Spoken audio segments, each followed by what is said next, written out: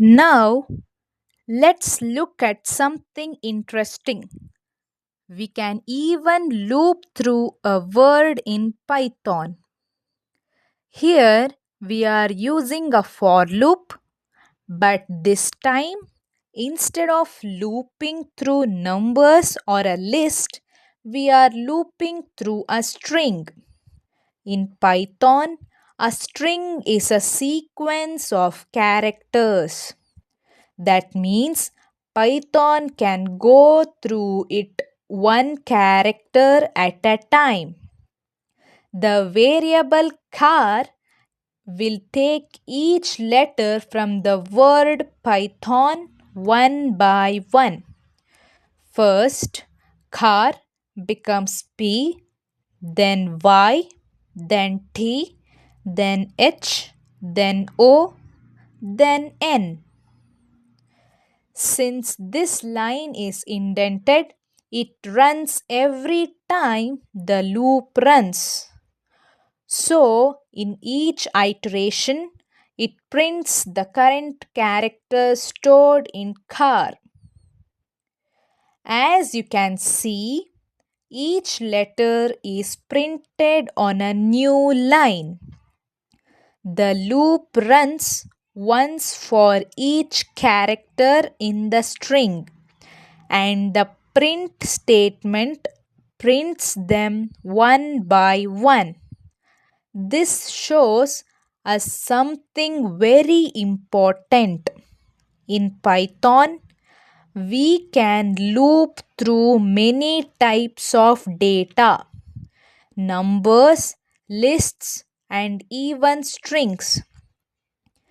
Just like we used a meaningful name, fruit, earlier, here we used char because it represents a character.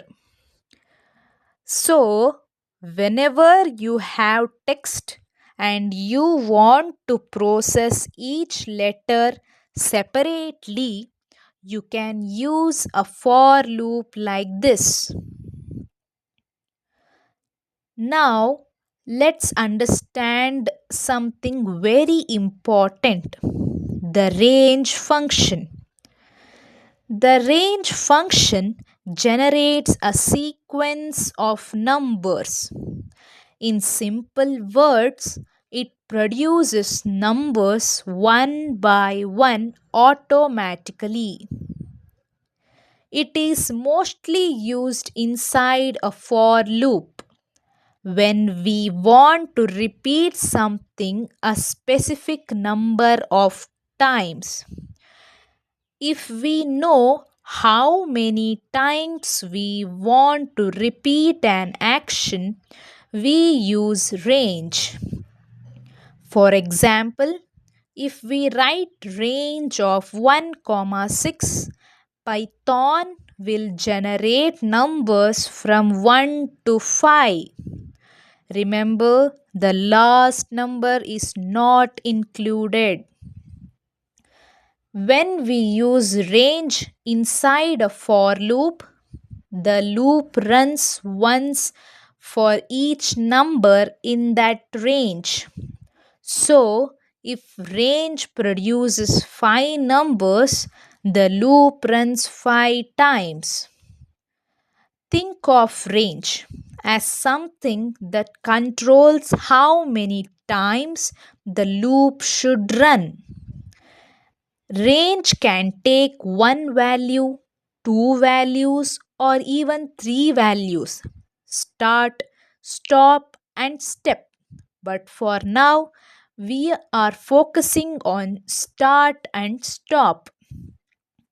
So, whenever you want to repeat something a fixed number of times, range is your best friend inside a for loop.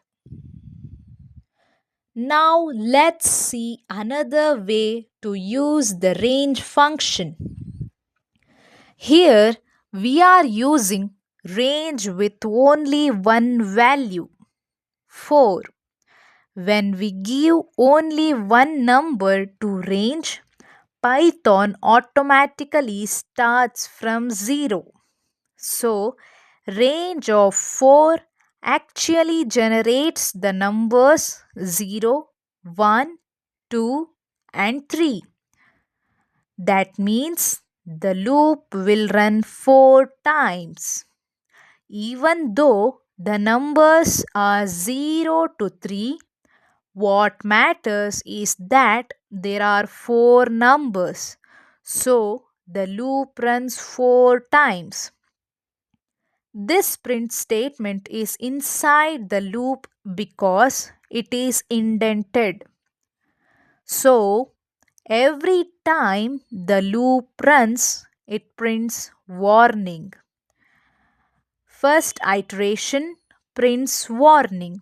Second iteration prints warning. Third iteration prints warning. And fourth iteration prints warning. So the message appears 4 times because the loop runs 4 times. Notice that we are not using the variable I anywhere inside the loop. We are only using range to control how many times the loop should run. When range has one argument, it starts from 0 by default. So, if you simply want to repeat something a fixed number of times, you can just use range with one number. Here we have a dictionary called person.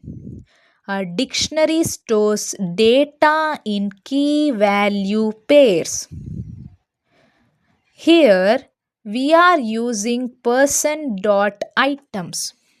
The items method gives both the key and value together. So, in each loop, Python takes one key and its value. First loop key equals name, value equals alias. Second loop key age, value equals 25. Third loop key equals city, value equals New York. We are using an F string to print both the key and the value. The key is printed first, then a colon, then the value. So, each key value pair is printed on a new line. When looping through a dictionary, for key in dictionary gives only keys. For key, value in dictionary.items gives both key and value. This will print only the keys. Dictionaries are very powerful because they let us connect related data together using keys and values. Here we have a list called tasks. Each item in this list represents a task. Here we are using the enumerate function. The enumerate function gives us both the position and the value of each item in the list. By default, enumerate starts counting from 0. But here we used start equals 1. So counting begins from 1. We are printing the task number and the task name using an F string. Index gives the task number and the task gives the actual task test. So each task is printed with its number. Use enumerate when you need both the item and its position in a loop.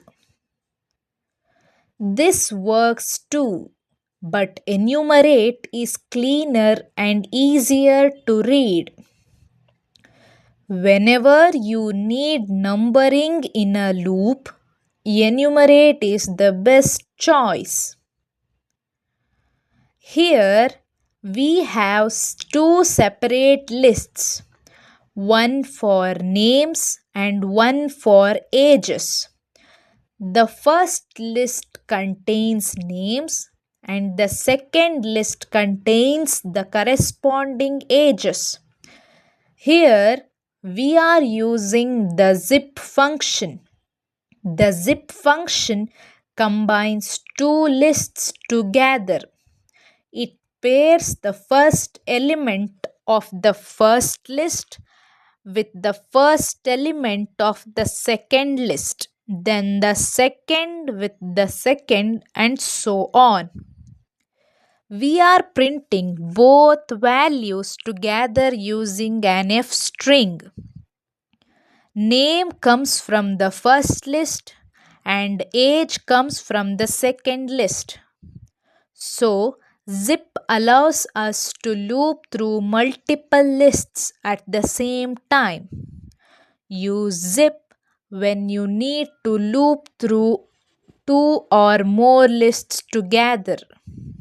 If the lists are of different lengths, zip stops at the shortest list. Zip helps us connect related data stored in different lists. We have two lists, one for colors and one for items. Colors contains red and green. Items contains apple and car. This is called a nested loop, a loop inside another loop. For each color, Python goes through all the items. The inner loop runs fully every time the outer loop runs once. Nested loops are used when we need combinations of two sets of data. Imagine you have two shirt colors and two types of pants. You try every shirt with every pant. This is exactly what nested loops do. Whenever you need every possible combination, use nested loops. We have a list of numbers from 1 to 5. Let's go slowly through each number. First iteration, num equals 1, not equal to 3, not equal to 5, so it prints 1. Second iteration, number is equal to 2, not equal to 3, not equal to 5, so it prints 2. Third iteration, num equals 3, condition num equal to 3 is true. Continue runs. Continue skips the rest of the loop for this iteration.